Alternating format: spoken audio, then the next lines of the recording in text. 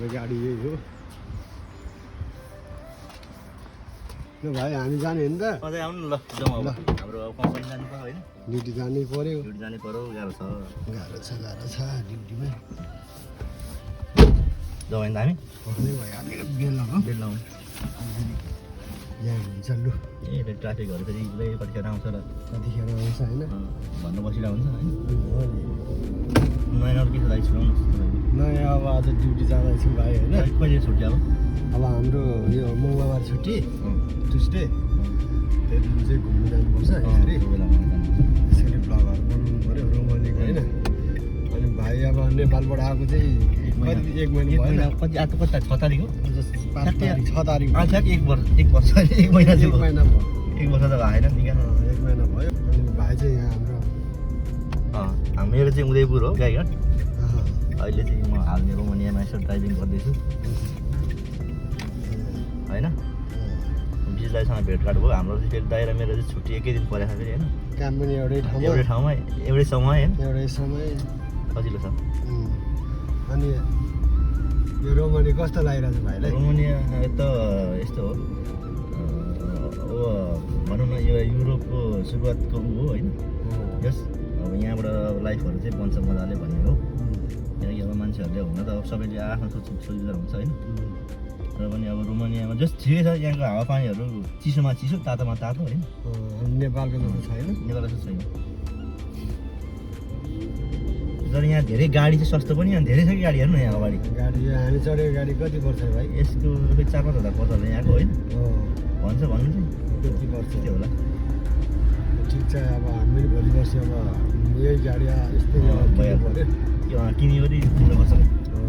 सजिलो हुन्छ टप सस्तो नि होइन राम्रो बिएमडब्लु हामीले नि 18,000मा त न्यू बिएमडब्लु आउँछ नि भाइ ल है हामी चाहिँ अब हाइवेमा पुग्यो भाइले गाडी कुदाउँदैछौँ भाइ चाहिँ उदयपुर गइदिने भनिसक्यो अनि गाडी अहिले राम्रो छ नि भाइ यो कम्फर्टेबल छ मस्तले अब चिनी गाडी हो गाडी हो त्यसलाई चाहिँ हुन्छ भाइ साउन्ड आउनु साउन्ड मिलिसमा झ्याल आउँदाखेरि आनन्द झ्याउ लाग्दैन होइन रोमानीको रोड पनि यति सानो भयो भने नेपालको भन्दा चाहिँ ठुलो छ तर गाडी यस्तो जाम हुँदैन कि गाडी जाम हुँदै हुँदैन भयो भने एकछिनमा फेरि एकछिन खोलिहाल्छ त्यो ट्राफिक जाम मात्रै हो 2 मिनट 1 मिनटको फरक हुन्छ गाडीहरू पनि ग्यापमा हिँड्छ नि त भोलि फेरि अब यिनीहरूको पार्किङ लाउने बाटो छुट्टो छ कुदाउने यस्तो छ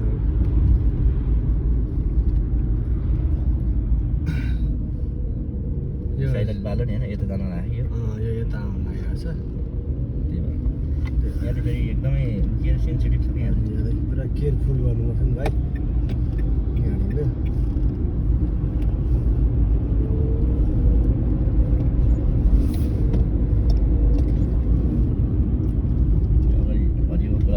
यो लाइट सिधै पहेँलो भइहाल्छ कि छिट्टै अलिकति नलगाए त कहाँ हेर्ने यहाँ त फेरि एकदम नानीहाल्छ अगाडि पछाडि एकदम फुल्ली केयर गर्नुपर्छ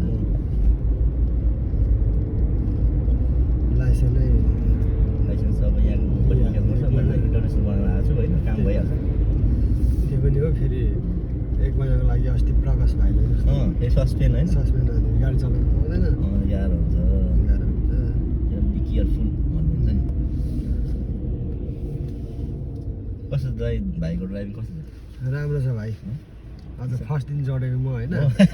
कारमा फर्स्ट ब्लग होइन फर्स्ट भ्लग यसो भाइले चलाएको गाडीमा भ्लग बनायो भोलि पर्सि मैले चलाएको बनाउनुपर्छ यहाँ सिटी पार्क आइपुग्यो सिटी पार्क आइपुग्यो अब यो मलाई कहाँबाट बाटो काट्छ यसलाई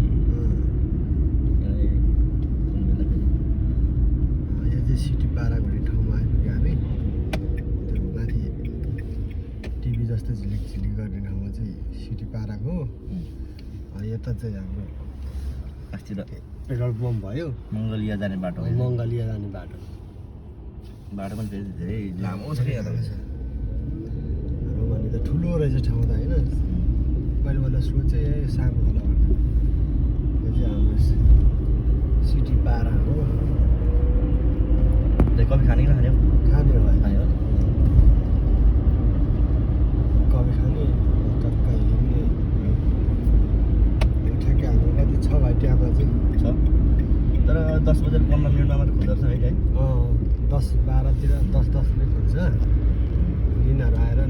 मान्छेहरूमा त त्यो गन्ती हुन्छ कि यो नेपाली जस्तो तर यहाँको लोकलहरू लोकलहरूले जिप्सीहरू हाम्रो ब्लग यसरी त कि दुईजना केटाकेटी म अर्कैको बुढा म अर्कैको बुढी हो किन भिडियो बनाऊ भन्नु भने त्यस्तै नै हुन्छ होइन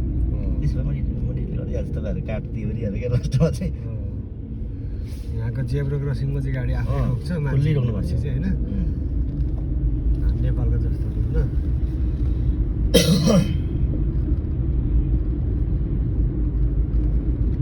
नेपालमा त मन लाग्दै कुद्छ बाटोमा यहाँ त त्यस्तो छैन त्यो भने फेरि गाता हानिहाल्छ कफी खाने ठाउँमा गाडिदिनु भाइ त्यो गाडीको साइड रातो गाडीको छेउमा राखिदिनु कफी पसल चाहिँ त्यो है हाम्रो हामी चाहिँ यहाँ बसिन्छ यसो अब दुई भाइ कफी लिनु जानु लाग्यो भाइ मजा आउँछ आफू जानु ल बिस्तारै अगाडि बाट